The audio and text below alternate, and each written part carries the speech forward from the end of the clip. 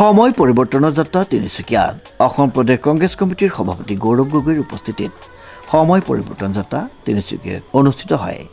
তিনিচুকীয়াত ভৰি দিছে আৰু প্ৰথম দিনৰ পৰাই আমি দেখা পাইছোঁ যে অসমৰ সমাজৰ প্ৰতিটো বৰ্গই আমাক স্বাগতম জনাইছে, শুভেচ্ছা জনাইছে আৰু সেইটোৱে এটা ইংগিত যে আমি সকলোৱে একগোট হৈ এখন নতুন বৰ অসমৰ আমি কল্পনা কৰিছোঁ, যি অসমৰ ভিতৰত এজন ঘৰৰ উন্নয়ন নহয় বা এজন মানুহৰ পৰিয়ালৰ উন্নয়ন নহয়, সকলোৰ উন্নয়ন হ'ব, এজনৰ অসম নহয় আমাৰ অসম হ'ব, এনেকুৱা এটা সংকল্প লৈ আমি সকলোৱে আগবাঢ়ি গৈছোঁ।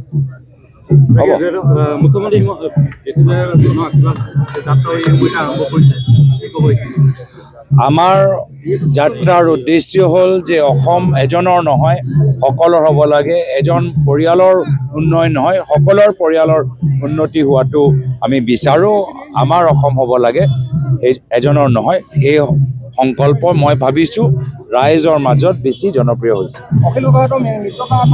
অলপ আগতেই ক'লোঁ যে কথাবোৰ চলি আছে, সম্ভাৱনা আছে আৰু কিছু মনত প্ৰশ্ন উত্থাপন হৈছে। তেওঁলোকে কিছু বিধায়কৰ লগত যি সিদ্ধান্ত আগবঢ়াইছে এইকেইটা দিনৰ ভিতৰত, এইকেইটাও লৈ ৰাইজৰ মনত প্ৰশ্ন আছে।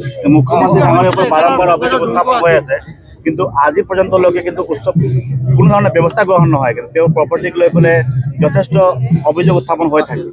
এইবাৰ প্ৰতি উত্তৰটো কেনেকুৱা পাব এই নিৰ্বাচনত, 2026 চনৰ নিৰ্বাচনত? সমগ্ৰ অসমৰ ৰাইজে জানে যে দুখীয়া মানুহবোৰ ভূমি পট্টা পোৱা নাই, কিন্তু এটা বিশেষ পৰিয়ালৰ ওচৰত অসমৰ প্ৰায় 12,000 বিঘা মাটি তেওঁলোকৰ নামত আছে। মানুহবোৰ জানিবলৈ বিচাৰে এনেকুৱা কেনেকৈ হ'ল, চবেই জানিবলৈ বিচাৰে আৰু আমিও চৰকাৰ অহাৰ পিছত গোটেইখিনি কথা ফাদিল কৰিম। উল্লেখযোগ্য যে পুৱা তিনিচুকীয়া সদৰ সমষ্টিত উপস্থিত হৈ তিনিচুকীয়া ৰাজচক্ৰৰ কাৰ্যালয়ৰ সমীপত সুভাষ চন্দ্ৰ বসুৰ প্ৰতিমূৰ্তিত ফুলৰ শ্ৰদ্ধাঞ্জলি আৰু দিহানাম পৰিৱেশনত উপস্থিত থাকে।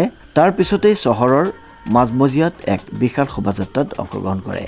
কংকনজ্যোতি শৰ্মাৰ ৰিপৰ্ট, নিউজ নাও।